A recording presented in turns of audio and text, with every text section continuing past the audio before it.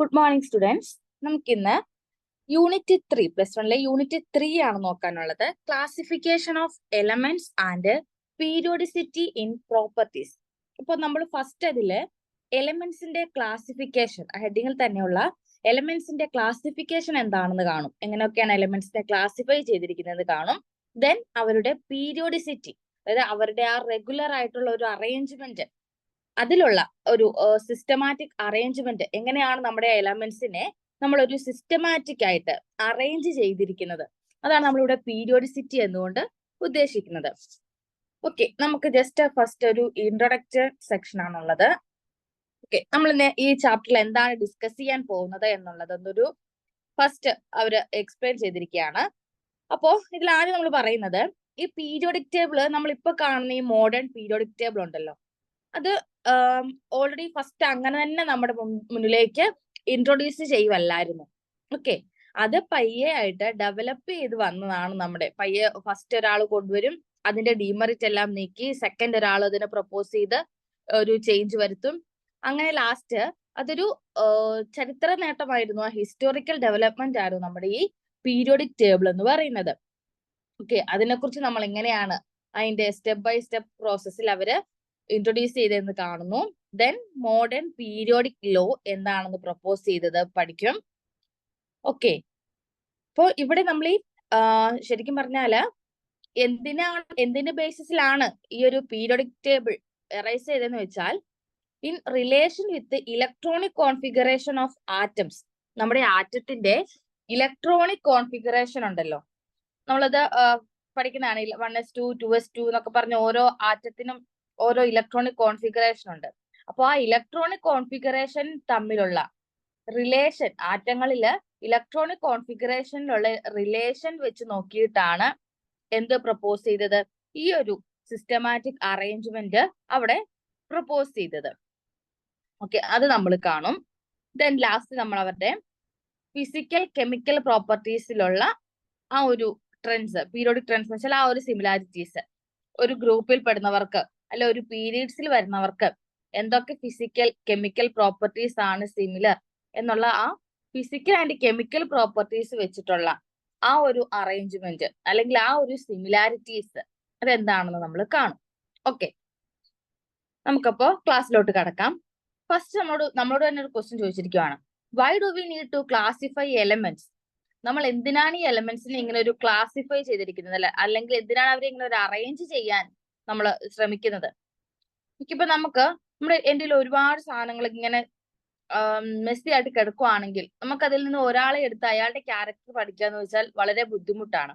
ഇപ്പൊ നമ്മൾ അവരൊന്ന് അടുക്കി പെറുക്കി ഒതുക്കി നീറ്റാക്കി വെച്ച് കഴിഞ്ഞാല് നമുക്ക് അവരെ കുറിച്ച് പഠിക്കാനും അവരെ ഒന്ന് ഡീറ്റെയിൽഡ് ആയിട്ടൊന്ന് ഒബ്സർവ് ചെയ്യാനും നമുക്ക് കഴിയും. ഓക്കെ അല്ലേ?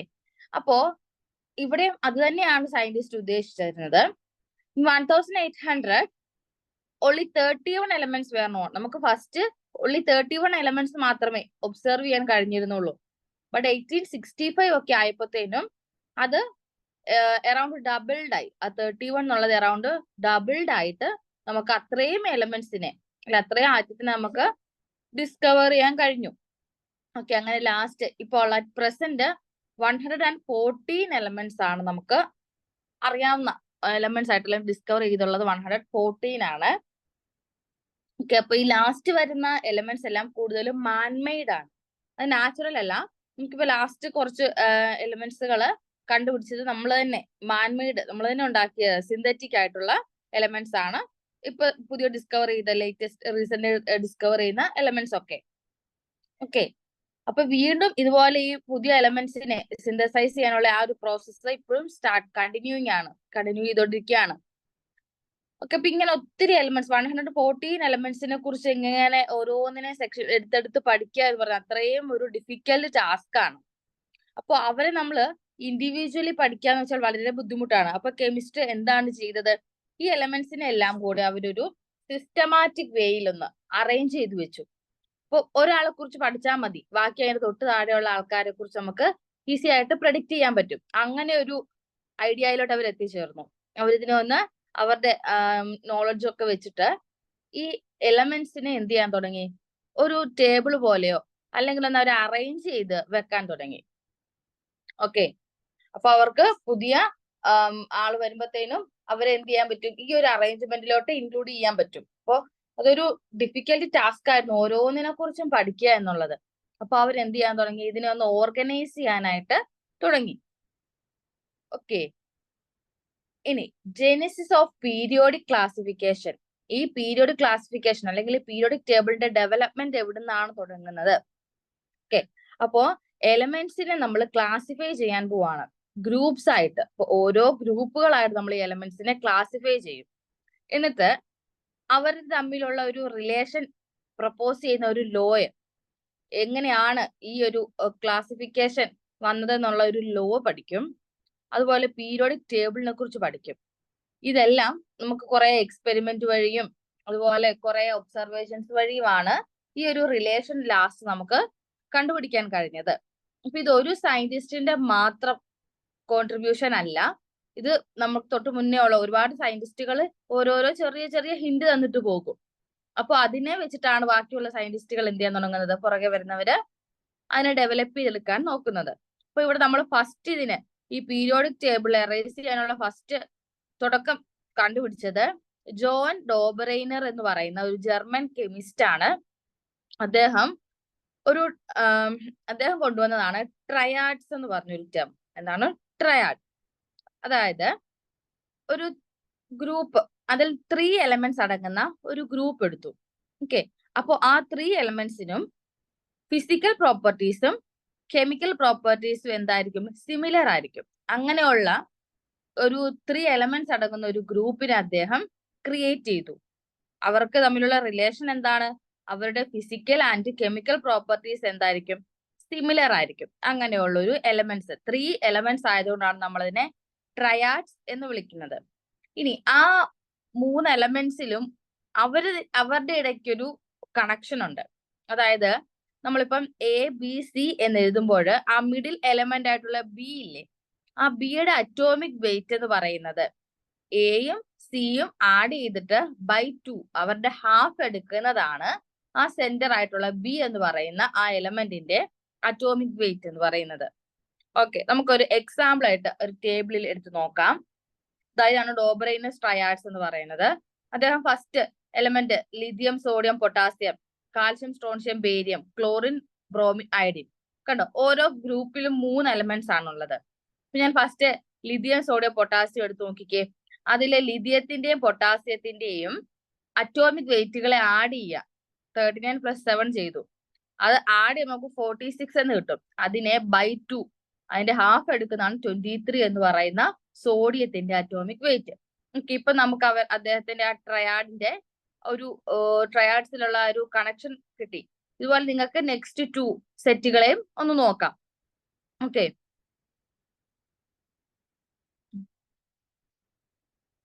അപ്പൊ അദ്ദേഹം ഈ ഒരു റിലേഷനെ വിളിച്ച പേരാണ് ലോ ഓഫ് ട്രയാഡ്സ്.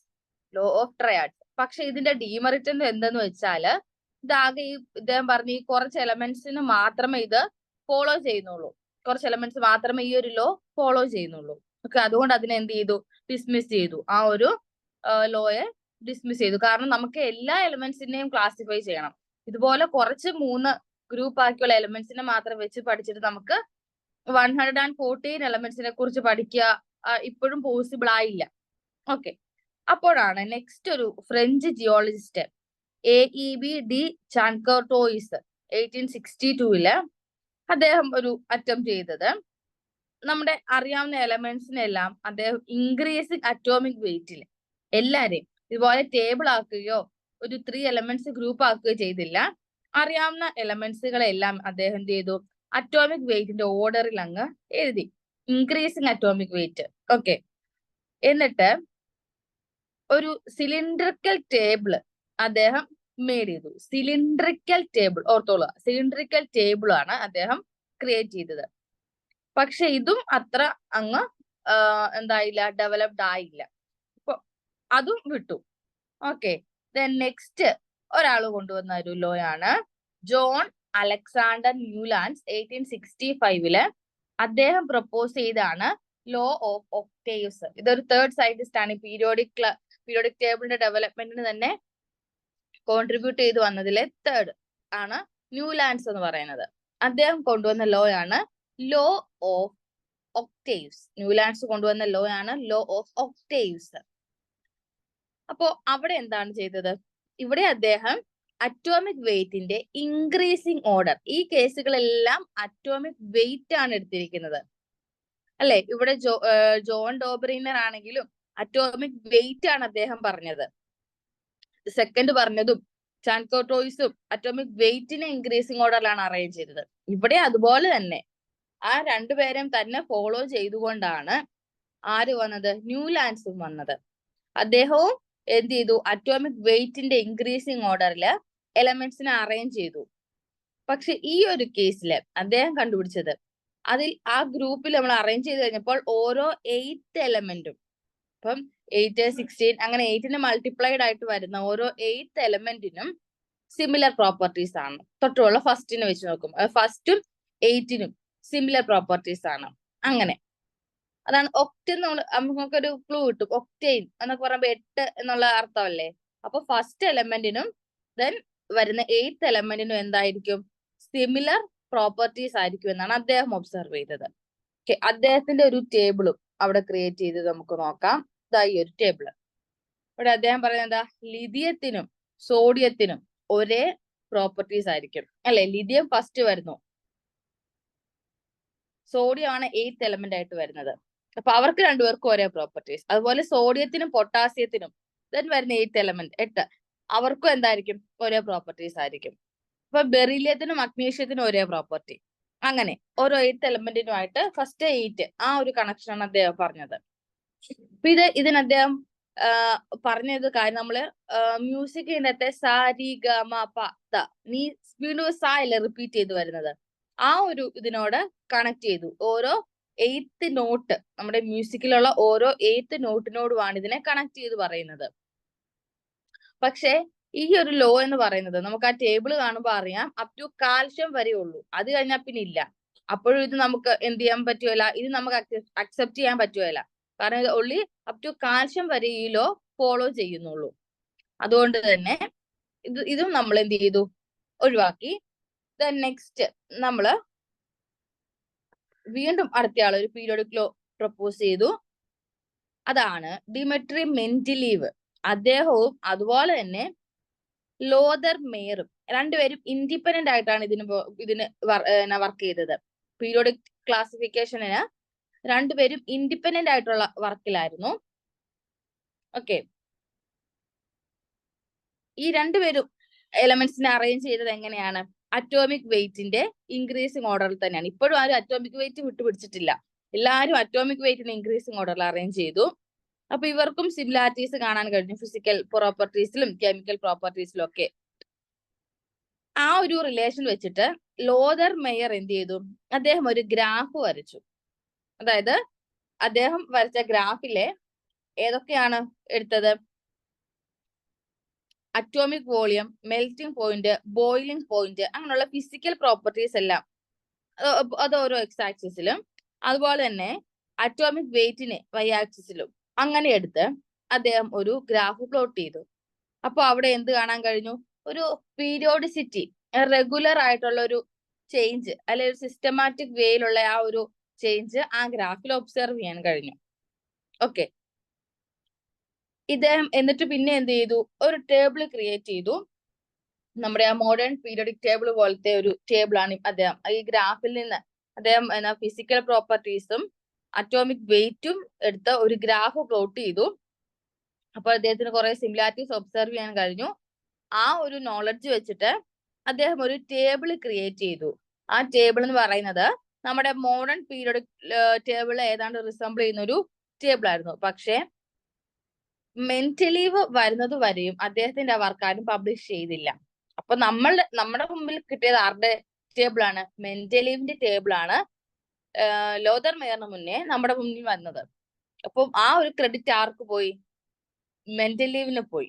ഓക്കെ, അപ്പോ മെന്റലീവ് ആണ് ഇവിടെ എന്ത് പ്രപ്പോസ് ചെയ്തത്? ഫസ്റ്റ് ടൈം ഒരു പീരിയോഡിക് ലോ പ്രപ്പോസ് ചെയ്ത ആരാണ്? മെന്റലീവ് ആണ്. അപ്പൊ നമ്മൾ എന്നിട്ടും കഴിഞ്ഞിട്ടില്ല കേട്ടോ. മെന്റലീവ് പ്രപ്പോസ് ചെയ്തതിന്റെ അകത്തും കുറെ ലിമിറ്റേഷൻസും ഡീമെറിറ്റ്സും ഉണ്ട്. അപ്പൊ ഇത് തന്നെയാണ് എന്ന് ലാസ്റ്റ് എന്നല്ല നമ്മൾ അർത്ഥം. മെന്റലീവ് പറഞ്ഞത് മോഡേൺ പീരിയോഡിക് ലോയുമായിട്ട് കുറച്ചുകൂടെ അടുത്ത് നിൽക്കുന്നത് ഇദ്ദേഹത്തിന്റെ ടേബിൾ ആണ്. അതുകൊണ്ടാണ് നമ്മൾ ഈ മെന്റലീവിന്റെ പീരിയോഡിക് ലോയെ കുറിച്ച് കുറച്ച് ഡീറ്റെയിൽഡ് ആയിട്ട് പഠിക്കുന്നത്. അപ്പൊ അദ്ദേഹം പ്രപ്പോസ് ചെയ്ത ലോ എന്താണെന്നു? The properties of the elements R A periodic function of the atomic weights. അത് ഓർത്തോളുക. അതായത് എലമെന്റ്സിന്റെ പ്രോപ്പർട്ടീസ് എല്ലാം എന്തിന്റെ ഫങ്ഷൻ ആണ്? അവരുടെ അറ്റോമിക് വെയ്റ്റിന്റെ ഫങ്ഷൻ ആണ്. അതായത് അറ്റോമിക് വെയിറ്റ് വെച്ചിട്ടാണ് നമ്മൾ ഓരോ എലമെന്റ്സിന്റെ പ്രോപ്പർട്ടീസും കണക്ട് ചെയ്തിരിക്കുന്നത്. ഓക്കെ, ആ ഒരു മെന്റലീവിന്റെ പീരിയോഡിക് ലോ പഠിക്കാം. ഓക്കെ, അപ്പൊ ഈ മെന്റലീവിന്റെ പീരിയോഡിക് ടേബിൾ ഇതാണ്. ഇവിടെ ഹൊറിസോണ്ടൽ ആയിട്ട് അദ്ദേഹം ഹൊറിസോണ്ടൽ റോസ് ആയിട്ട് എലമെന്റ്സിനെ അറേഞ്ച് ചെയ്തു. അതുപോലെ വെർട്ടിക്കൽ കോളംസ് ആയിട്ട് അറേഞ്ച് ചെയ്തിട്ടുണ്ട്. നിങ്ങൾക്ക് കാണാൻ കഴിയും അല്ലേ? ഇതാണ് ഹൊറിസോണ്ടൽ റോസ്. ഇങ്ങോട്ട് പോകുന്നതാണ് ഹൊറിസോണ്ടൽ റോസ്, താഴോട്ട് പോകുന്നതാണ് എന്ത്? Vertical columns. ഓക്കെ അല്ലേ?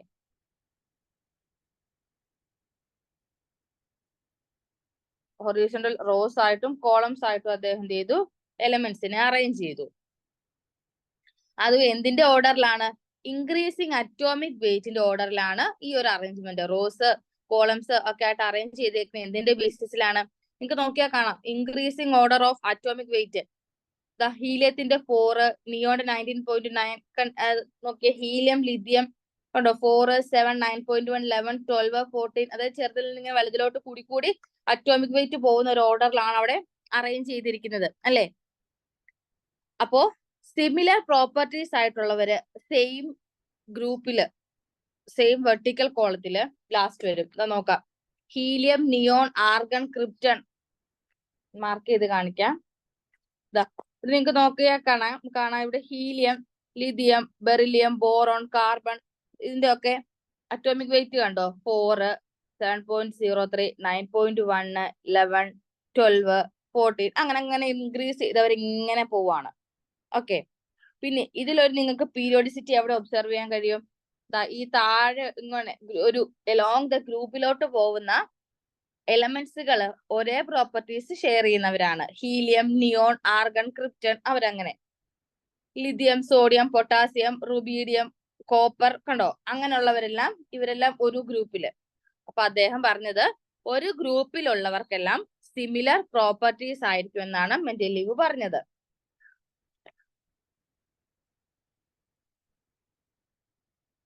ഓക്കെ,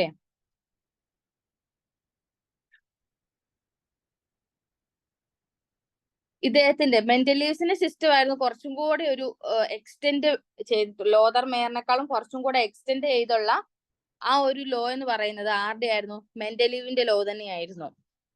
അദ്ദേഹം wide range of physical and chemical, അത് ഒരു നല്ല എന്ന് വെച്ചാൽ ഫിസിക്കൽ പ്രോപ്പർട്ടീസും കെമിക്കൽ പ്രോപ്പർട്ടീസും തന്നെ വൈഡ് റേഞ്ചിൽ ഉള്ള പ്രോപ്പർട്ടീസുകളാണ് അദ്ദേഹം യൂസ് ചെയ്തിരുന്നത്. ഇപ്പൊ ഒരു ഫിസിക്കൽ പ്രോപ്പർട്ടിയോ ഒരു കെമിക്കൽ പ്രോപ്പർട്ടിയോ മാത്രമല്ല, ഒരുപാട് ഫിസിക്കൽ പ്രോപ്പർട്ടീസും കെമിക്കൽ പ്രോപ്പർട്ടീസും എല്ലായിടത്തും അദ്ദേഹം ഒബ്സർവ് ചെയ്തിരുന്നു. അങ്ങനെ എല്ലാം വെച്ചിട്ടുള്ള ഒരു പീരിയോഡിസിറ്റി ആണ് അദ്ദേഹം അവിടെ കണ്ടത്. അതാണ് അദ്ദേഹത്തിന്റെ ടേബിളിൽ എന്ത് ചെയ്തത്? റെപ്രസെന്റ് ചെയ്തത്. ഓക്കെ, ഇനി മെയിൻ ആയിട്ടും ഇദ്ദേഹം എന്തിനെയാണ് ഡിപ്പെൻഡ് ചെയ്തതെന്ന് വെച്ചാല് എംപിരിക്കൽ ഫോർമുലയും അതുപോലെ തന്നെ കോമ്പൗണ്ട്സ്, നമ്മുടെ എലമെന്റുകളെല്ലാം കമ്പൈൻ ചെയ്ത് കോമ്പൗണ്ട് ഫോം ചെയ്തില്ലേ? ഇപ്പൊ A+B ഫോം ചെയ്ത് AB2 അല്ലെങ്കിൽ AB3 അങ്ങനെ ഒരു കോമ്പൗണ്ട് ഫോം ചെയ്താൽ ആ കോമ്പൗണ്ടിന്റെ പ്രോപ്പർട്ടീസിനാണ് അദ്ദേഹം കൂടുതൽ ഇമ്പോർട്ടൻസ് കൊടുത്തത്. അതുപോലെ തന്നെ അദ്ദേഹം കൂടുതൽ ഇമ്പോർട്ടൻസ് കൊടുത്ത ഒരു ടേം ആണ് എംപിരിക്കൽ ഫോർമുലാസ്. ഈ എംപിരിക്കൽ ഫോർമുലാസിലുള്ള സിമിലാരിറ്റീസ്. എന്തായിരുന്നു എംപിരിക്കൽ ഫോർമുല? നിങ്ങളത് പഠിക്കുന്നതാണ്. ഇപ്പം ഒരു എക്സാമ്പിൾ ആയിട്ട് ഞാൻ പറയുവാണെങ്കിൽ C2H4 ആണെങ്കിൽ അതിന്റെ എംപിരിക്കൽ ഫോർമുല എന്ന് വെച്ചാൽ ഏറ്റവും സിംപ്ലസ്റ്റ് ആയിട്ട് നമുക്ക് ഇവരെ എങ്ങനെ എഴുതാം? CH2 എന്ന് എഴുതാം അല്ലെ? ഇത് ക്യാൻസൽ ആയി ഡിവൈഡ് ചെയ്ത് കഴിയുമ്പോഴത്തേനും CH2/2 വെച്ചൊന്ന് ചെയ്തേ. അപ്പൊ ഇതിന് CH2 എന്നുള്ള ഒരു സിംപ്ലസ്റ്റ് ഫോർമുല കിട്ടും. അങ്ങനെയുള്ള സിംപ്ലസ്റ്റ് ഫോർമുലയാണ് എന്തെന്ന് പറയുന്നത്? എംപിരിക്കൽ ഫോർമുല എന്ന് പറയുന്നത്. അപ്പൊ ഓരോ എലമെന്റ്സിലും അതുപോലെ എംപിരിക്കൽ ഫോർമുലാസിലും എന്ത് ഒബ്സർവ് ചെയ്യാൻ കഴിഞ്ഞു? സിമിലാരിറ്റീസ് ഒബ്സർവ് ചെയ്യാൻ കഴിഞ്ഞു. അപ്പോൾ ആ ഒരു സിമിലാരിറ്റീസ് അദ്ദേഹം എടുത്തു. അതുപോലെ തന്നെ എലിമെന്റ്സുകൾ കമ്പൈൻ ചെയ്ത് കോമ്പൗണ്ട് ഫോം ചെയ്യുമ്പോൾ ആ കോമ്പൗണ്ടിന്റെ പ്രോപ്പർട്ടീസ് എന്താണോ, ആ കോമ്പൗണ്ടുകൾക്കുള്ള സിമിലാരിറ്റീസ് എന്താണോ, ആ സിമിലാരിറ്റീസിലുമാണ് ഇദ്ദേഹം മെയിൻ ആയിട്ട് എന്ത് ചെയ്തത്, ഫോക്കസ് കൊടുത്തത്. ഓക്കെ, പക്ഷേ എങ്കിൽ പോലും കുറച്ച് എലമെന്റ്സ് അദ്ദേഹത്തിന്റെ ഈ ഒരു ക്ലാസിഫിക്കേഷൻ ഫിറ്റ് ആയില്ല. അതായത് ഇപ്പൊ നമ്മൾക്ക് ഒരു എക്സാമ്പിൾ ആയിട്ട് നോക്കുവാണെങ്കിൽ അയഡിൻ നിങ്ങൾ നോക്കുക.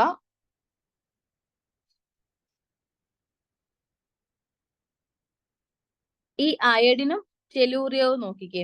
ഇൻക്രീസിങ് ഓർഡർ എന്ന് പറയുമ്പോൾ ശരിക്കും ഈ അയഡിൻ ഇവിടെയല്ലേ വരേണ്ടത്, ടെലൂറിയം തിരിച്ച് ഇവിടെയല്ലേ വരേണ്ടത്. എങ്കിലല്ലേ ഇൻക്രീസിങ് ഓർഡർ എന്ന് പറയുന്ന ആ ഒരു അദ്ദേഹത്തിന്റെ ആ ഒരു ഫാക്ടർ ഇവിടെ ഫോളോ ചെയ്യുള്ളൂ. പക്ഷെ എങ്കിലും അദ്ദേഹത്തിന്റെ ഈ ടേബിളിൽ ഇതുപോലെ കുറച്ച് വേറെ പലയിടത്തും നമുക്ക് നോക്കിയാൽ കാണാം, ഈ increasing order of atomic wait അദ്ദേഹത്തിന് എല്ലാ എലമെന്റ്സിലും ഒബേ ചെയ്യാൻ കഴിഞ്ഞില്ല. അപ്പൊ അദ്ദേഹം എന്ത് ചെയ്തു, ആ ഒരു അറ്റോമിക് വെയിറ്റ് എന്നുള്ള ഐഡിയ അങ്ങ് വിട്ടു. എന്നിട്ട് ഒരേ പ്രോപ്പർട്ടി ഉള്ളവരെ അങ്ങ് ഒന്നിച്ചെഴുതി. അതുകൊണ്ടാണ് ഈ ബ്രോമിന് അയഡിൻ നമ്മൾ പഠിക്കുന്നതാണ് ഹാലജൻസ് എന്ന് പറയുന്നത്. അപ്പൊ ഈ ഫ്ലൂറിൻ ക്ലോറിന്റെ ഒക്കെ അതേ പ്രോപ്പർട്ടീസ് തന്നെയാണ് ഈ അയഡിനും റെപ്രസെന്റ് ചെയ്യുന്നത്. പക്ഷെ അദ്ദേഹത്തിന് അറ്റോമിക് വെയിറ്റ് എന്നുള്ള ഒരു ഫാക്ടർ വെച്ച് നോക്കുമ്പോൾ ഈ ഒരു ഗ്രൂപ്പ് 7ൽ വരേണ്ട ആള് ടെലൂറിയം ആയിരുന്നു. പക്ഷെ അദ്ദേഹം എന്ത് ചെയ്തു, അറ്റോമിക് വെയിറ്റ് എന്നുള്ള കോൺസെപ്റ്റ് അങ്ങ് വിട്ടിട്ട് ഒരേ പ്രോപ്പർട്ടീസ് ഉള്ളവരെ അങ്ങ് എന്ത് ചെയ്യാൻ തുടങ്ങി, അറേഞ്ച് ചെയ്യാൻ തുടങ്ങി. ഓക്കെ, അപ്പൊ അദ്ദേഹത്തിന്റെ പ്രൈമറി എയിം ആയിട്ടുള്ള ആ ഒരു എന്താ എലമെന്റ്സിന് സിമിലർ പ്രോപ്പർട്ടീസ് ഉള്ളവരെ ഒരേ ഗ്രൂപ്പിൽ അറേഞ്ച് ചെയ്യുക എന്നുള്ളതാണ് അദ്ദേഹത്തിന്റെ പ്രൈമറി എയിം, അല്ലാതെ അറ്റോമിക് വെയിറ്റ് ഫോളോ ചെയ്യുക എന്നുള്ളതല്ലായിരുന്നു. അപ്പൊ അദ്ദേഹത്തിന് എന്ത് മനസ്സിലായി, അറ്റോമിക് വെയിറ്റിന് ഇമ്പോർട്ടൻസ് കൊടുക്കണ്ട, പ്രോപ്പർട്ടീസിന് അങ്ങ് ഇമ്പോർട്ടൻസ് കൊടുക്കാന്ന് അദ്ദേഹം മനസ്സിലാക്കി. അതുപോലെ തന്നെ നിങ്ങൾക്ക് കുറച്ച് കണ്ടോ ഗ്യാപ്പുകൾ ഇവിടെ കണ്ടോ, കുറച്ച് ഗ്യാപ്പുകൾ അദ്ദേഹം ഇവിടെ വിട്ടിട്ടുണ്ട് അല്ലെ. അതെന്തിനാണ് അങ്ങനെ കുറച്ച് ഗ്യാപ്പുകൾ അദ്ദേഹം അവിടെ വിട്ടത്? അപ്പൊ അദ്ദേഹം പ്രപ്പോസ് ചെയ്തത് കുറച്ച് എലമെന്റ്സ് ഇനിയും ഡിസ്കവർ ചെയ്യാനുണ്ട്. അദ്ദേഹത്തിന്റെ പീരിയോഡിക് ടേബിൾ പ്രപ്പോസ് ചെയ്ത സമയത്ത് നമ്മുടെ ഫുൾ എല്ലാ എലമെന്റ്സും കണ്ടുപിടിച്ചിട്ടില്ലായിരുന്നു. ഇപ്പൊ അദ്ദേഹം തന്നെ പറഞ്ഞു ഇവിടെ കുറച്ച് എലമെന്റ്സും കൂടെ എന്ത് ചെയ്യാനുണ്ട്, ഡിസ്കവർ ചെയ്യാനുണ്ട്. അതുകൊണ്ട് അദ്ദേഹം കുറച്ച് ഗ്യാപ്പുകൾ ആ ടേബിളിൽ അങ്ങ് വിട്ടു. ഒരു എക്സാമ്പിൾ ആയിട്ട് നമുക്ക് ഗാലിയവും ജെർമേനിയവും നോക്കാം. ഗാലിയവും ജെർമേനിയവും അലുമിനിയത്തിന്റെ താഴെയല്ലേ ഗാലിയം ജെർമേനിയം, അലുമിനിയത്തിന് സിലിക്കണ്ടേയും താഴെയാണ്. അപ്പൊ ഈ ഗാലിയം ജെർമേനിയവും മെന്റലി പീരിയോഡിക് ടേബിൾ പബ്ലിഷ് ചെയ്ത ആ ഒരു ടൈമില് ഡിസ്കവർ ചെയ്തിട്ടില്ലായിരുന്നു. അപ്പൊ ശരിക്കും ആ ഒരു സ്പേസിൽ എന്തായിരുന്നു, കുറച്ച് ഗ്യാപ്പുകളായിരുന്നു. അലുമിനിയത്തിന് താഴെയും സിലിക്കണ് താഴെയും ഒക്കെ ഗ്യാപ്പുകളായിരുന്നു. ഓക്കെ, അദ്ദേഹം ആ എലമെന്റ്സിനെ അപ്പൊ വിളിച്ചിരുന്നത് അലുമിനിയത്തിന് താഴെയുള്ളവരെ ഏക അലുമിനിയം, ഏക അലുമിനിയം എന്നും സിലിക്കണ് താഴെയുള്ളവരെ ഏക സിലിക്കൺ എന്നുമാണ് അദ്ദേഹം വിളിച്ചിരുന്നത്. ഓക്കെ, അപ്പോ ഈ ഗാലിയവും ജെർമേനിയവും ഇതുപോലെ നമ്മൾ ഈ ടേബിൾ കാണുന്ന പോലെ നേരത്തെ പ്രപ്പോസ് ചെയ്തൊരു രണ്ട് എലമെന്റ്സ് അല്ലായിരുന്നു. പക്ഷെ അവിടെ ശരിക്കും 2 ഗ്യാപ്പുകളാണ് കിടന്നിരുന്നത്. ആ ഗ്യാപ്പുകളിൽ ഇനി എലമെന്റ്സ് വരാനുണ്ടെന്ന് മെന്റലീവ് പ്രപ്പോസ് ചെയ്തു. അപ്പോ വരുന്ന ഗ്യാപ്പിലുള്ള എലമെന്റ്സിന് സിലിക്കണിന്റെ പ്രോപ്പർട്ടീസിന് സിമിലർ ആണ് ആ എലമെന്റ് ആണ് സിലിക്കണ് താഴെ വരുന്നത്. സോ അവർ ഏക സിലിക്കൺ എന്നാണ് വിളിച്ചത്. ആര്? ജെർമേനിയത്തിനെയാണ് അദ്ദേഹം ഏക സിലിക്കൺ എന്ന് വിളിച്ചതും. ഗാലിയം അലുമിനിയത്തിന് താഴെയാണ് വരുന്നത്. സോ അലുമിനിയത്തിന്റെ പ്രോപ്പർട്ടീസ് അവർക്ക് ഉണ്ടായിരിക്കും എന്ന് ഒന്ന് പ്രഡിക്റ്റ് ചെയ്ത് അദ്ദേഹം ഏക അലുമിനിയം എന്നും അവരെ വിളിച്ചു. ഓക്കെ, അപ്പൊ ഇദ്ദേഹം ഇങ്ങനെ ഒരു എലമെന്റ് വരും എന്ന് പ്രഡിക്റ്റ് ചെയ്യുക മാത്രമല്ല, അവരുടെ കുറച്ച് ഫിസിക്കൽ പ്രോപ്പർട്ടീസും അദ്ദേഹം എന്ത് ചെയ്തിരുന്നു, ഇങ്ങനെ ഇത്രയൊക്കെ ഫിസിക്കൽ പ്രോപ്പർട്ടീസ് അവർക്ക് ഉണ്ടായിരിക്കും എന്നും അദ്ദേഹം പ്രഡിക്റ്റ് ചെയ്തു. എന്നാൽ നമുക്കൊരു ടേബിളിൽ ഇത് നോക്കാം. ഏക അലുമിനിയത്തിനെ പ്രഡിക്റ്റ് ചെയ്തതും, ഏക അലുമിനിയം വെച്ചാൽ ഗാലിയം ആയിരുന്നു, ഫൗണ്ട് ചെയ്തതും കണ്ടോ, അറ്റോമിക് വെയിറ്റുകളും ഡെൻസിറ്റിയും മെൽറ്റിംഗ് പോയിന്റും ഒക്കെ ഏതാണ്ട് സിമിലർ ആണ്. അതുപോലെ തന്നെ ഏക സിലിക്കന്റെ കേസിലും ജെർമേനിയത്തിന്റെ കേസിലും നോക്കും പ്രഡിക്റ്റ് ചെയ്തതും ഫൗണ്ട് കണ്ടുപിടിച്ചതും തമ്മിൽ നല്ല സിമിലാരിറ്റീസ് ഉണ്ടായിരുന്നു. അപ്പൊ അദ്ദേഹം ഇതുപോലുള്ള കുറച്ച് ജനറൽ ഫിസിക്കൽ പ്രോപ്പർട്ടീസും കൂടെ അദ്ദേഹം ഡിസ്ക്രൈബ് ചെയ്തിരുന്നു. എന്നിട്ടാണ് പിന്നീട് ആ എലമെന്റ്സിനെ ഡിസ്കവർ ചെയ്തത്. അപ്പോ അദ്ദേഹം മെന്റലി പ്രഡിക്റ്റ് ചെയ്ത പ്രോപ്പർട്ടീസും അതുപോലെ നമ്മൾ എക്സ്പെരിമെന്റിൽ കണ്ടുപിടിച്ചതും തമ്മിൽ സിമിലാരിറ്റീസ് അപ്പൊ അവിടെ ഒബ്സർവ് ചെയ്യാൻ കഴിഞ്ഞു. ഓക്കെ, അപ്പൊ അദ്ദേഹത്തിന്റെ ഈ ഒരു പ്രഡിക്ഷൻ ആണ് ശരിക്കും പറഞ്ഞാൽ ഇത്രയും സക്സസ് ആവാനുള്ള കാരണം. മെന്റലീവ്സിന്റെ പീരിയോഡിക് ടേബിള് ഇത്രയും സക്സസ് ആവാനുള്ള കാരണം എന്ന് പറയുന്നത് അദ്ദേഹം ഈ പ്രഡിക്റ്റ് ചെയ്താണ്. എലമെന്റ്സ് വരുമെന്ന് മുൻകൂട്ടി അദ്ദേഹത്തിന് പറയാൻ കഴിഞ്ഞു. ഇവിടെ ഒരു എലമെന്റ്സ് വരുമെന്ന് പറയുക മാത്രമല്ല, അവർക്ക് ഇന്ന പ്രോപ്പർട്ടീസ് ആയിരിക്കും എന്നും കൂടി അദ്ദേഹം പ്രഡിക്റ്റ് ചെയ്തു. സോ അതാണ് ഇദ്ദേഹത്തിന്റെ ഈ പീരിയോഡിക് ടേബിൾ ഇത്ര സക്സസ് ആവാനുള്ള കാരണം. ഓക്കെ, നമ്മൾ ആ പീരിയോഡിക് ടേബിൾ കണ്ടല്ലോ. ഇതല്ല നമുക്ക് പഠിക്കേണ്ടത്. നമുക്ക് വേണ്ടത് മോഡേൺ പീരിയോഡിക് ലോയും അതുപോലെ ഇപ്പൊ നമ്മൾ പഠിക്കുന്ന പ്രസന്റ് ആയിട്ട് നമ്മൾ പഠിക്കുന്ന പീരിയോഡിക് ടേബിളുമാണ് നമുക്കിപ്പോ ലാസ്റ്റ് നമ്മുടെ മുമ്പിൽ കിട്ടിയിരിക്കുന്നത്. ഓക്കെ, ശരിക്കും പറഞ്ഞാല് ഈ മെന്റലി ഈ പീരിയോഡിക് ടേബിൾ പ്രൊപ്പോസ് ചെയ്യുന്ന ടൈമില് നമ്മൾ ഈ ആറ്റത്തിന്റെ സ്ട്രക്ചറിനെ കുറിച്ചൊന്നും ഒരു ഐഡിയയും ഇല്ലായിരുന്നു. പുറമേ കാണുന്ന ആറ്റം എന്നല്ലാതെ അവരുടെ ഇന്റേണൽ ആയിട്ടുള്ള ഒരു ആറ്റത്തിന്റെ ഉള്ളിൽ എന്തൊക്കെയുണ്ട്, സബ് അറ്റോമിക് പാർട്ടിക്കിൾസ് ഉണ്ടല്ലോ, പ്രോട്ടോൺസ്, ന്യൂട്രോൺസ്, ഇലക്ട്രോൺസ്, അതെല്ലാം ഉണ്ട്. പക്ഷെ അതൊന്നും നമ്മൾ നോക്കുന്നില്ല. നമ്മൾ പുറമേ ഉള്ള ഒരു എക്സ്റ്റേണൽ സ്ട്രക്ചർ മാത്രമേ ആറ്റത്തിന് കൺസിഡർ ചെയ്തിരുന്നുള്ളൂ.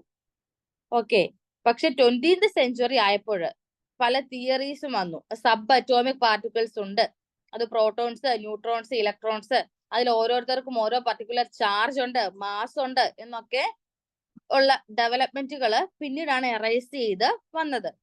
ആ ടൈമിലാണ് ഒരു 1913 ആയപ്പോഴാണ് ആ പേര് ഓർത്തു വെക്കുക, ഹെൻറി മോസ്ലി. ആരാണ്? Henry Moseley. അദ്ദേഹം നമ്മുടെ ഈ എലമെന്റ്സിന്റെ എക്സ്റേ സ്പെക്ട്രം എടുത്തു.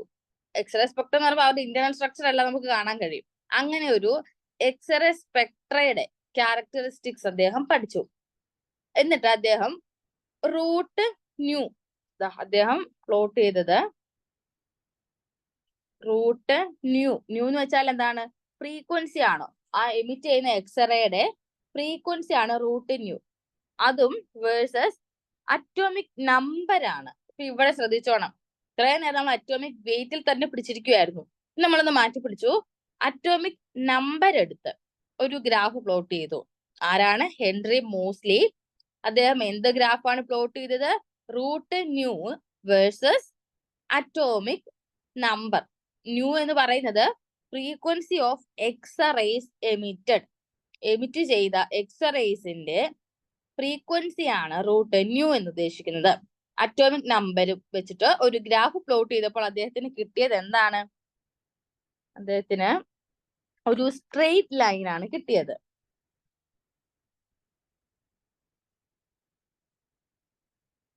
ഓക്കെ, അദ്ദേഹത്തിന് ഒരു സ്ട്രെയിറ്റ് ലൈൻ കിട്ടി. അപ്പൊ അറ്റോമിക് മാസും റൂട്ട് ന്യൂ എടുത്തപ്പോൾ അങ്ങനെ ഒരു സ്ട്രെയിറ്റ് ലൈൻ കിട്ടിയില്ല. അറ്റോമിക് നമ്പർ എടുത്തപ്പോഴാണ് അദ്ദേഹത്തിന് ഒരു സ്ട്രെയിറ്റ് ലൈൻ കിട്ടിയത്.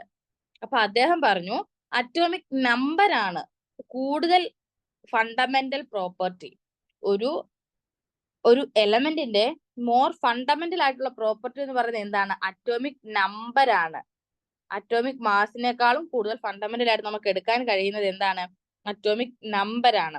അതുകൊണ്ട് തന്നെ അദ്ദേഹം മെന്റലീവ്സിന്റെ പീരിയോഡിക് ലോയെ ഒന്ന് മോഡിഫൈ ചെയ്തു. എന്നിട്ട് അതിനെ അദ്ദേഹം മോഡേൺ പീരിയോഡിക് ലോ എന്ന് വിളിച്ചു. എന്താണ് മോഡേൺ പീരിയോഡിക് ലോ? അതാണ് നമുക്ക് പഠിക്കേണ്ടത്. ആ മോഡേൺ പീരിയോഡിക് ലോയിൽ എന്താണ് പറയുന്നത്? Physical and chemical properties of the elements are the periodic function of their atomic numbers. മറ്റേ മെന്റലീവ്സുമായിട്ട് ഒരൊറ്റ ചേഞ്ചേ ഉള്ളൂ. മെന്റലീവ്സ് പറഞ്ഞത് അറ്റോമിക് വെയിറ്റ് എന്നായിരുന്നു. ഇവിടെ പറഞ്ഞ എന്താണ്? ഓരോ എലമെന്റ്സിന്റെയും ഫിസിക്കൽ കെമിക്കൽ പ്രോപ്പർട്ടീസ് എന്ന് പറയുന്നത് എന്തിന്റെ ഫംഗ്ഷൻ ആണ്? അറ്റോമിക് നമ്പറിന്റെ ഫംഗ്ഷൻ ആണ്. ഓക്കെ, അത് ഓർത്തു വെക്കുക.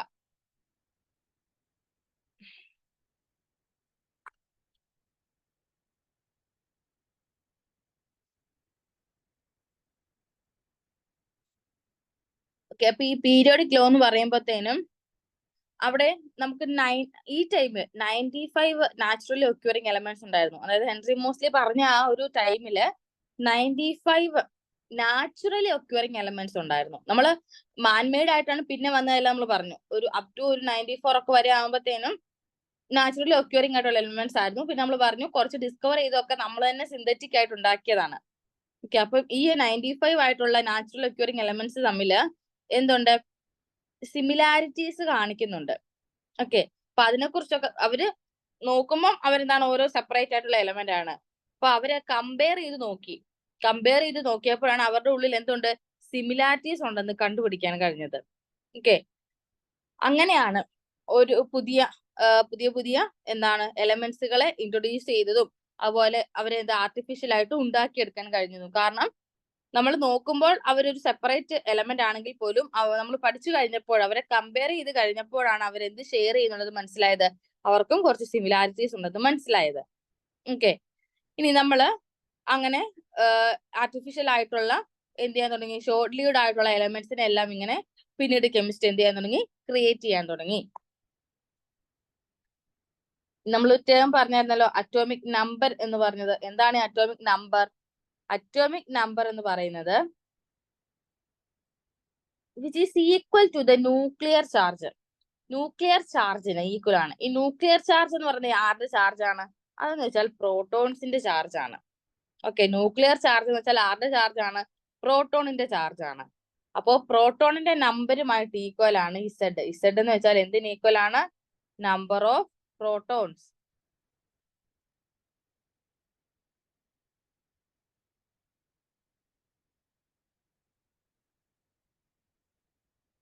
ഇവിടെ എഴുതാം.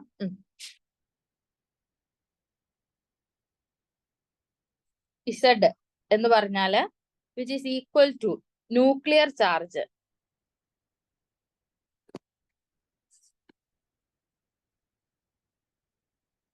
ഇസഡ് എന്ന് പറയുന്നത് ന്യൂക്ലിയർ ചാർജിന് ഈക്വൽ ആണ്, അല്ലെങ്കിൽ എന്തിന് ഈക്വൽ ആണ്?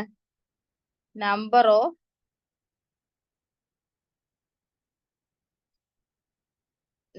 ഓഫ് പ്രോട്ടോൺസിന് ഈക്വൽ ആണ്. അല്ലെങ്കിൽ നമുക്ക് എന്തെന്നും കൂടെ പറയാം, number of electrons in a neutral atom. Neutral ആറ്റത്തിന്റെയാണ്. ഇപ്പൊ അമോണിയ എന്നൊക്കെ പറയുമ്പോൾ ന്യൂട്രൽ അല്ലേ, അല്ലാതെ NH4+ എന്ന് പറയുമ്പോൾ അതൊരു ന്യൂട്രൽ ആണോ? അല്ല, അതൊരു ചാർജ്ഡ് ആണ്. അപ്പോൾ ചാർജ്ഡ് ആയിട്ടുള്ള ഇലക്ട്രോൺസിന്റെ നമ്പറിനോടല്ല, ന്യൂട്രൽ ആയിട്ടുള്ള കേസിൽ ന്യൂട്രൽ ആറ്റത്തിന്റെ ഇലക്ട്രോണിന്റെ നമ്പറിനോട് ഈക്വൽ ആണ് അറ്റോമിക് നമ്പർ. അപ്പൊ അറ്റോമിക് നമ്പർ എന്ന് പറയുന്നത് എന്തിനൊക്കെ ഈക്വൽ ആണ്? ന്യൂക്ലിയർ ചാർജിന് ഈക്വൽ ആണ്, അതുപോലെ നമ്പർ ഓഫ് പ്രോട്ടോൺസിന് ഈക്വൽ ആണ്, അതുപോലെ number of electrons in neutral atom. Okay, ഇത് ഇത്രയും ഈക്വൽ ആണ് ആര്? അറ്റോമിക് നമ്പർ എന്ന് പറയുന്നത്. അപ്പോ ഇത്രയും പേരുമായിട്ട് ഇലക്ട്രോൺസിന്റെയും പ്രോട്ടോൺസിന്റെ ഒക്കെ ആയിട്ട് ഈക്വൽ ആണല്ലോ അറ്റോമിക് നമ്പർ. നമുക്ക് കുറച്ചും കൂടെ ഈസി ആയി എലമെന്റ്സിനെ കുറിച്ച് പഠിക്കാനും അവരുടെ ഇനി നമുക്ക് അവരുടെ എലമെന്റ്സിന്റെ ഇലക്ട്രോണിക് കോൺഫിഗറേഷൻ എടുക്കാം. ഇലക്ട്രോണിക് കോൺഫിഗറേഷൻ ഇത്ര നേരം ആരും എടുത്തിരുന്നില്ല, കാരണം അറ്റോമിക് വെയിറ്റും ഇലക്ട്രോണിക് കോൺഫിഗറേഷനുമായിട്ട് റിലേഷൻ നമുക്ക് പറയാൻ പറ്റത്തില്ല. പക്ഷെ അറ്റോമിക് നമ്പരും ഇലക്ട്രോണിക് കോൺഫിഗറേഷനുമായിട്ട് നമുക്ക് കണക്ട് ചെയ്യാൻ കഴിയും. ഓക്കെ, അപ്പൊ അങ്ങനെ നമ്മൾ പിന്നീട് ഒരു എലമെന്റ് പീരിയോഡിക് പ്രോപ്പർട്ടി കാണിക്കാനുള്ള കാരണം അവരുടെ എന്തിലുള്ള പീരിയോഡിസിറ്റി ആണ്? ഇലക്ട്രോണിക് കോൺഫിഗറേഷനിലുള്ള ആ ഓരോ എലമെന്റ്സിന്റെയും ഇലക്ട്രോണിക് കോൺഫിഗറേഷനിലുള്ള സിമിലാരിറ്റി ആണെന്ന് കണ്ടുപിടിച്ചു. അങ്ങനെ ഇപ്പം ഇപ്പം ഒരു പർട്ടിക്കുലർ എ എന്ന് പറയുന്ന ഒരു എലമെന്റും ബി എന്ന് പറയുന്ന എലമെന്റും അവർക്ക് രണ്ടുപേർക്കും അവരുടെ ഇലക്ട്രോണിക് കോൺഫിഗറേഷനിലെ സിമിലാരിറ്റി കാണിക്കുവാണെങ്കിൽ നമുക്ക് എന്ത് പറയാൻ പറ്റും? അവരുടെ ഫിസിക്കൽ പ്രോപ്പർട്ടീസും കെമിക്കൽ പ്രോപ്പർട്ടീസും ഒക്കെ നമുക്ക് പ്രെഡിക്റ്റ് ചെയ്യാൻ കഴിയും. അപ്പൊ അതിലൊരു സിമിലാരിറ്റീസ് നമുക്ക് ഒബ്സർവ് ചെയ്യാൻ കഴിയും. ഓക്കെ അല്ലേ?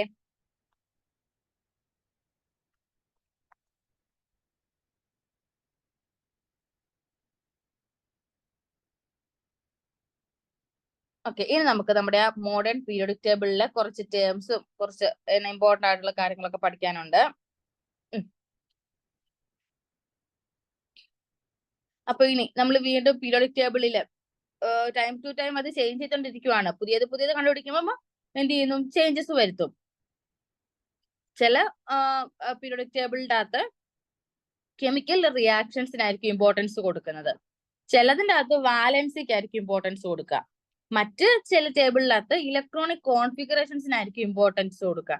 അങ്ങനെ ലാസ്റ്റ് നമ്മുടെ കയ്യിൽ കിട്ടിയ ആ ലോങ് ഫോം ഓഫ് പീരിയോഡിക് ടേബിളില്, അതാണ് നമ്മൾ യൂസ് ചെയ്ത് വരുന്നത് ലോങ് ഫോം എന്ന് പറയുന്ന ഒരു പീരിയോഡിക് ടേബിളിന്റെ ഫോം ആണ് നമ്മളിപ്പോ മോഡേൺ വേർഷൻ എന്ന് പറയുന്നത്. നമ്മൾ കൺവീനിയന്റ് ആയിട്ട് ലാസ്റ്റ് എല്ലാ ചേഞ്ചസ് എല്ലാം വരുത്തി കൊണ്ടുവന്ന ഒരു ഫോമാണ്. അതിൽ നമ്മൾ ഹൊറിസോണ്ടൽ റോസിനെ, അതായത് ഇങ്ങനെ പോകുന്ന എലമെന്റ്സ് ഇല്ലേ, ഇങ്ങനെ സ്ട്രൈറ്റ് ആയിട്ട് ഹൊറിസോണ്ടൽ ആയിട്ട് പോകുന്നത്, അവരെ നമ്മൾ പീരിയഡ്സ് എന്ന് വിളിച്ചു. പീരിയഡ്സ്. ഈ താഴോട്ട് വരുന്ന വെർട്ടിക്കൽ കോളംസ് ഉണ്ടല്ലോ, അവരെ നമ്മൾ എന്തെന്ന് വിളിച്ചു? ഗ്രൂപ്പ്സ് എന്ന് വിളിച്ചു. പീരിയഡ്സും ഗ്രൂപ്പ്സ് ഓർ ഫാമിലീസ് എന്നും പറയാം. ഓക്കെ, അപ്പൊ ഇതില് ഔട്ടർ ഇലക്ട്രോണിക് കോൺഫിഗറേഷൻ ഇപ്പൊ ഞാൻ ഇങ്ങനെ എഴുതുവാണെങ്കിൽ 1s2 2s2 ആയിരിക്കും ഒരാൾ, 2s2 2p2 ഇത് ഒരാളുടെ. അടുത്ത ആള് 3s2 3p2 തൊട്ട് താഴെ. കണ്ടോ ഇവർ തമ്മിൽ സിമിലാരിറ്റീസ് ഉണ്ടോ? p2s2 സിമിലർ അല്ലേ? ആകെ ഈ 3 2 എന്നുള്ള ടേംസ് മാത്രമല്ലേ, നമ്പർ മാത്രമല്ലേ ചേഞ്ച് ആയിട്ടുള്ളൂ. അപ്പൊ ഇവിടെ ജനറൽ ഔട്ടർ ഇലക്ട്രോണിക് കോൺഫിഗറേഷൻ എന്താ? സിമിലർ ആണ്. അങ്ങനെ ഒന്ന് കാണിക്കാം.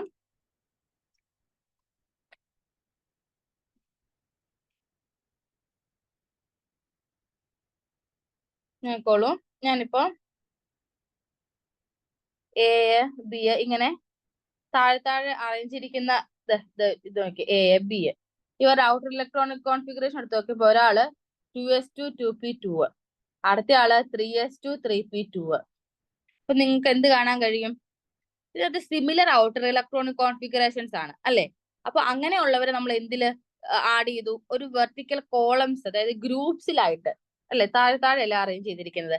അങ്ങനെ similar electronic configuration, outer electronic configuration ഉള്ളവരെ ഒരു ഗ്രൂപ്പിൽ അവര് അറേഞ്ച് ചെയ്തു. ഓക്കെ, ഈ ഗ്രൂപ്പിനെ ഇവര് നമ്പർ ചെയ്തത് 1 2 3 4 5 അങ്ങനെ അപ് ടു 18 വരെയാണ് ഗ്രൂപ്പിനെ നമ്പർ ചെയ്തത്. നേരത്തെ ഉള്ള നൊട്ടേഷൻ എന്തായിരുന്നു അറിയാമോ? നേരത്തെ ഇവര്, നിങ്ങൾക്ക് ഈ പീരിയോഡിക് ടേബിൾ നോക്കുമ്പോൾ കാണാം. നോക്കോളൂ, ഇവിടെ ഫസ്റ്റ് നിങ്ങൾ നോക്കുക, കണ്ടില്ലേ? 1A,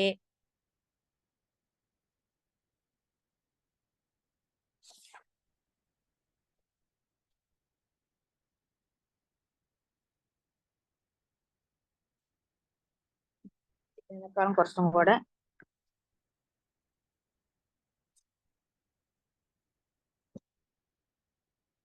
മെന്റലീവ്സിന്റെ പീരിയോഡിക് ടേബിൾ ആണല്ലോ പഴയത്. അപ്പൊ അത് നോക്കുമ്പോൾ നമുക്ക് കുറച്ചും കൂടെ മനസ്സിലാവും. ഇതാ കണ്ടില്ലേ? 1 2 3 4 5 6 7 അങ്ങനെ ഒരു റോമൻ നമ്പേഴ്സിലാണ് കൊടുത്തിരുന്നത്. അതുപോലെ ചിലർക്ക് 1A 2A 3A അങ്ങനെ ഒരു നൊട്ടേഷൻ ആയിരുന്നു നമ്മൾ കൊടുത്തിരുന്നത്. അതിനെല്ലാം മാറ്റിയിട്ട് നമ്പർ കൊടുത്തു. 1 to 18 എന്നുള്ള നമ്പറാണ് ഗ്രൂപ്പിന് കൊടുത്തിരിക്കുന്നത്. അപ്പൊ ടോട്ടൽ എത്ര ഗ്രൂപ്പുകളാണ് നമ്മുടെ മോഡേൺ പീരിയോഡിക് ടേബിളിൽ ഉള്ളതെന്ന് പഠിക്കുക. 18 ഗ്രൂപ്പ്സ് ആണുള്ളത്. ഇനി നമുക്ക് അടുത്ത അറിയേണ്ട എന്താ? അപ്പം 18 ഗ്രൂപ്പ്സ് ഉണ്ടെന്ന് പറഞ്ഞു. 18 ഗ്രൂപ്പ്സ്. നമുക്ക് നമ്പർ ഓഫ് പീരിയഡ്സ് എത്രയാണെന്ന് അറിയണ്ടേ? ടോട്ടൽ 7 പീരിയഡ്സ് ആണുള്ളത്. ഈ പീരിയഡ്സ് എന്ന് പറയുന്നത് എന്തിന്? ഈ പീരിയഡ് നമ്പർ ഉണ്ടല്ലോ 1 2 3 4 5 6 7 എന്ന് പറഞ്ഞ ആ പീരിയഡ് നമ്പർ ആണ് എന്തിന് കറസ്പോണ്ട് ആയിട്ടുള്ളത്? Principal quantum number. ഇപ്പോ ഞാനിപ്പോ ഇത് 2s2 2p2 എന്നൊക്കെ എഴുതുമ്പോ ഈ 2 എന്ന് പറയുന്നതാണല്ലോ എന്റെ പ്രിൻസിപ്പൽ ക്വാണ്ടം നമ്പർ. ആ പ്രിൻസിപ്പൽ ക്വാണ്ടം നമ്പർ തന്നെയാണ് എന്ത്? പീരീഡ് എന്ന് പറയുന്നത്, പീരീഡ്സിന്റെ എണ്ണവും. അപ്പൊ ഈ 2s2 എന്ന് പറയുമ്പോൾ അത് ഏത് പീരീഡ്സിലാണ്? സെക്കൻഡ് പീരീഡ്സിലാണ്. ഓക്കെ അല്ലേ?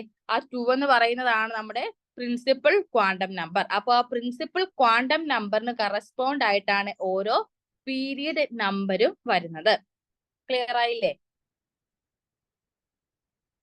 ഇനി ഓരോ പീരീഡിലും എത്ര എലമെന്റ്സ് ഉണ്ടെന്നും കൂടെ പഠിക്കാം. ഫസ്റ്റ് പീരീഡില് 2 എലമെന്റ്സ് ആണുള്ളത്. പിന്നെ വരുന്നത് 8 8 18 18 32. അപ്പൊ ടോട്ടൽ എത്രയാ? 6 പീരീഡ്സിന്റെ കാര്യമേ ആയുള്ളൂ അല്ലെ? 2 8 8 18 18 32. അപ്പൊ ടോട്ടൽ 1 2 3 4 5 6. അപ്പൊ 7th പീരീഡിന്റെ കാര്യം എന്താ? 7th പീരീഡ് എന്ന് വെച്ചാൽ അതൊരു ഇൻകംപ്ലീറ്റ് ആണ്.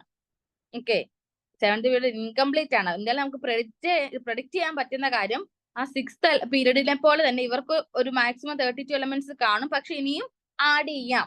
അതുകൊണ്ടാണ് ഇത് ഇൻകംപ്ലീറ്റ് എന്ന് പറയുന്നത്. എങ്കിലും മാക്സിമം അവരിൽ എത്ര എണ്ണം കാണും? 32 എലമെന്റ്സ് തിയററ്റിക്കലി മാക്സിമം അത്രയും കാണും.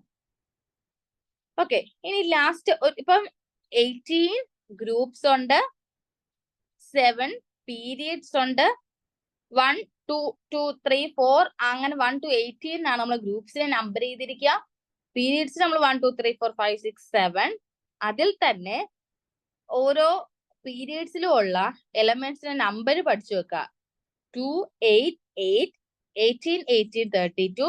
7th period is incomplete and it will have a maximum of 32 elements. Okay, അത്രയും കഴിഞ്ഞു കഴിഞ്ഞാൽ ഇനി വേറെ നമ്മൾ ഓർത്തിരിക്കേണ്ടത്, നിങ്ങൾ പീരിയോഡിക് ടേബിൾ ഏറ്റവും താഴെ ഒരു 14 എലമെന്റ്സ് സെപ്പറേറ്റ് ആയിട്ട് ഇങ്ങനെ മാറ്റിയിട്ടിരിക്കുന്നതാണ്. വേറൊരു ബോക്സിലായിട്ട് ഏറ്റവും താഴെ പീരിയോഡിക് ടേബിൾ നമ്മൾ മെയിൻ കഴിഞ്ഞിട്ട് താഴെ ഒരു 14 എലമെന്റ്സിനെ മാറ്റിയിട്ടിട്ടുണ്ട്. അതിനെയാണ് നമ്മൾ ലാന്തനോയിഡ്സ് ആക്ടിനോയിഡ്സ് എന്ന് പറയുക. ആ 14 എലമെന്റ്സ് ഉള്ള ഫസ്റ്റ് റോയെ ലാന്തനോയിഡ്സ് എന്നും സെക്കൻഡ് റോയെ ആക്ടിനോയിഡ്സ് എന്നും പറയും. ഓക്കെ, അത് ശരിക്കും നമ്മുടെ 6th 7th പീരീഡ്സിലുള്ള ലന്താനം ആക്ടീനിയം എന്ന് പറയുന്ന എലമെന്റ്സ് കഴിഞ്ഞിട്ടാണ്. അവര് കഴിഞ്ഞിട്ടുള്ളവരാണ് ഈ 14 പേര്. പക്ഷെ അവര് എഴുതാനുള്ള സ്പേസ് ഇല്ലാത്തത് കൊണ്ട് നമ്മൾ എന്ത് ചെയ്തു, താഴെ ഒരു സെപ്പറേറ്റ് ആയിട്ട്, അതുപോലെ നമ്മൾ സെപ്പറേറ്റ് ആയിട്ടാണ് അവരെ പഠിക്കുന്നതും. അവരുടെ ക്യാരക്ടേഴ്സ് എല്ലാം നമ്മൾ സെപ്പറേറ്റ് ആയിട്ടാണ് പഠിക്കുന്നത്. അങ്ങനെ ലാസ്റ്റ് ഒരു 14 എലമെന്റ്സും കൂടെ ഏറ്റവും ബോട്ടത്തിൽ അടങ്ങിയിട്ടുള്ളതാണ് നമ്മുടെ മോഡേൺ പീരിയോഡിക് ടേബിൾ എന്ന് പറയുന്നത്. ഓക്കെ, ഇപ്പൊ പറയുമ്പോൾ ഈ കാര്യം കൂടെ പറയണം. ഏറ്റവും താഴെയായിട്ട് 14 എലമെന്റ്സ് ഉണ്ട്. അതെന്ന് പറയുന്നത് 6th 7th പീരീഡ്സിന്റെ ഉള്ളിലാണ് ഉള്ളത്. അവരെ നമ്മൾ ലാന്തനോയിഡ്സ് ആക്ടിനോയിഡ്സ് എന്ന് പറയുന്നു. അതൊരു സെപ്പറേറ്റ് ആയിട്ട് നമ്മൾ ബോട്ടത്തില് പ്ലേസ് ചെയ്തിരിക്കുകയാണ്. ഓക്കെ അല്ലേ? അപ്പൊ ഇത്രയുമാണ് നമ്മുടെ മോഡേൺ പീരിയോഡിക് ടേബിളിനെ കുറിച്ച് പറയേണ്ടത്. ഇനി നമ്മൾ അടുത്തൊരു ഹെഡിങ്ങും കൂടെ നോക്കുന്നുണ്ട്.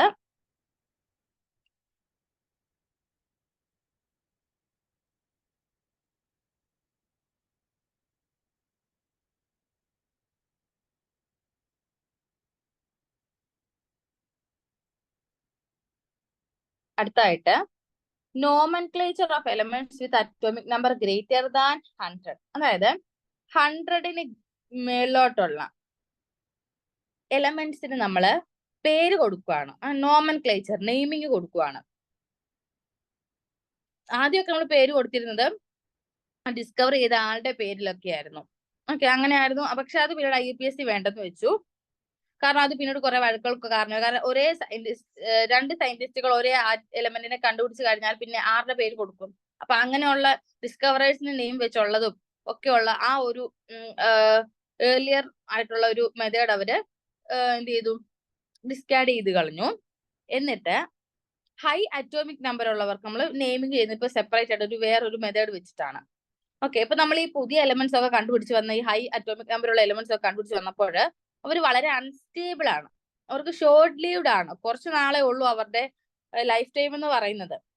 അതുകൊണ്ട് തന്നെ നമുക്ക് അവരെ പഠിക്കുക എന്ന് പറയുന്നത്, സിന്തസൈസ് ചെയ്ത് വീണ്ടും ക്യാരക്ടറൈസ് ചെയ്യുക എന്ന് പറയുന്നത് വളരെ ഒരു അത്ര നല്ല എക്യുപ്മെന്റ്സ് ആയിട്ടുള്ള ലബോറട്ടറിയിലും ഒക്കെ ചെയ്യാൻ പറ്റുള്ളൂ. കാരണം അത് നമ്മൾ ക്രിയേറ്റ് ചെയ്ത് കുറച്ച് ടൈം കഴിയുമ്പോഴത്തേനും അതെന്താ ഇപ്പം ഡിസ്ട്രോയ് ആയി പോകും. അപ്പൊ അവരെ അങ്ങനെ ക്രിയേറ്റ് ചെയ്യാൻ ആരും അപ്പൊ അത്ര കാണിക്കില്ല, ഇമ്പോർട്ടൻസ് കൊടുക്കില്ല അങ്ങനെയുള്ളവർക്ക്. അപ്പോ അങ്ങനെ അത് അത്രയും നല്ല വെൽ എക്യുപ്ഡ് ആയിട്ടുള്ള ലബോറട്ടറീസും സയന്റിസ്റ്റും മാത്രമേ ഇത് ചെയ്യുള്ളൂ. അപ്പോ അതിനൊരു എക്സാമ്പിൾ ആയിട്ട്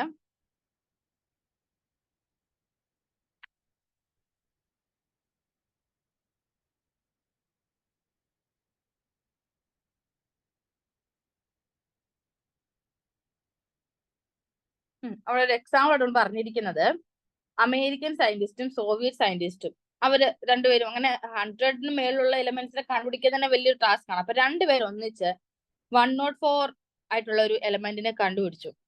അപ്പം അമേരിക്കൻസ് അതിനെ റൂദർഫോർഡിയം എന്നും സോവിയറ്റ്സ് അതിനെ കുർച്ചറ്റോവിയം എന്നും വിളിച്ചു. അപ്പൊ അവിടെ പ്രോബ്ലംസ് ആയില്ലേ? അപ്പൊ അങ്ങനെ ഒരു പ്രോബ്ലംസ് വന്നപ്പോഴാണ് IUPAC പറഞ്ഞത് ഒരു ന്യൂ എലമെന്റ് കണ്ടുപിടിച്ചു കഴിഞ്ഞാൽ നമ്മൾ അതിന് ഒഫീഷ്യലി പേര് കൊടുക്കും.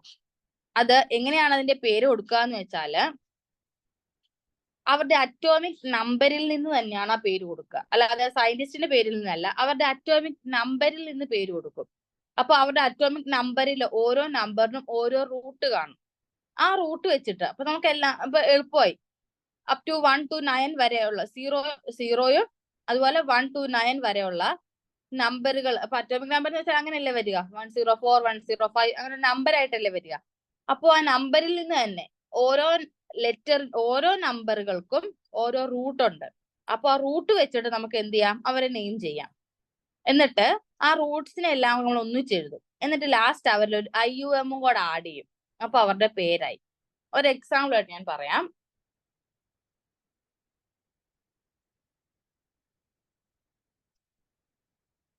നിങ്ങൾ ഇതൊന്ന് നോക്കിക്കേ. ഞാൻ ഇവിടെ റൂട്ട് എന്ന് ഇവർ ഉദ്ദേശിച്ചിരിക്കുന്നത് എന്താ, 0 വന്നാൽ അവരെ നിൽ എന്ന് പറയും. അതിനെ അബ്രിവിയേറ്റ് ചെയ്ത് N എന്നാണ്. 1 ആണെങ്കിൽ അതിന്റെ റൂട്ട് അൺ. തിരിച്ചു പോകരുത്, 0ക്ക് നിൽ എന്നാണ് പറയുന്നത്, 1-നാണ് അൺ. U എന്ന് പറയും. 2 തൊട്ട് നമുക്ക് എളുപ്പമാണ്, ബൈ പി. 3 ആണെങ്കിൽ ട്രൈ ടി. 4 ആണെങ്കിൽ ക്വാഡ് ക്യൂ. 5 ആണെങ്കിൽ പെൻഡ് പി. 6-ന് hex h. 7 sept s. 8 oct o. 9 N E. Okay, അപ്പൊ ഇതാണ് റൂട്ട്സ്. 0 to 9 വരെ ഉള്ളവർക്ക് നമ്മൾ റൂട്ട് കൊടുക്കുക. ഇതാണ് അവരുടെ റൂട്ട് കൊടുത്തിരിക്കുന്നത്. ഇതെല്ലാം എഴുതിട്ട് ലാസ്റ്റ് ഒരു IUM കൂടെ ആഡ് ചെയ്യും. ലാസ്റ്റ് ഒരു IUM കൂടെ ആഡ് ചെയ്താല് ഓക്കെ ആയി. ഓക്കെ, നമുക്കൊരു എക്സാമ്പിൾസ് വെച്ചിട്ട് ആ പേരുകൾ നമുക്ക് നോക്കാം.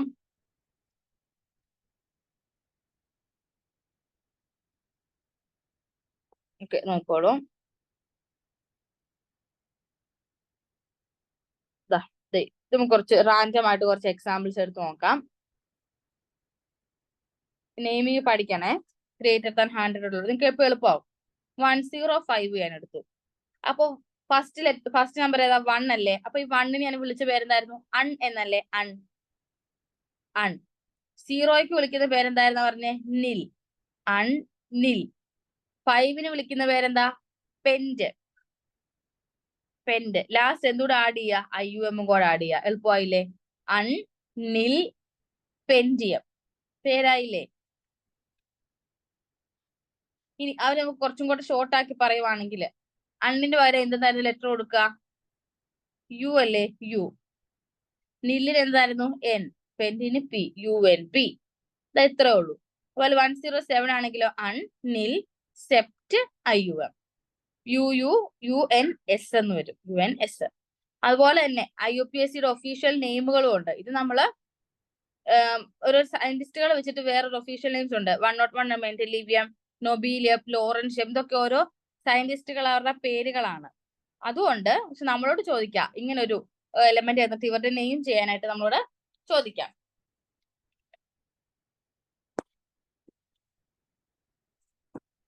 ഓക്കെ,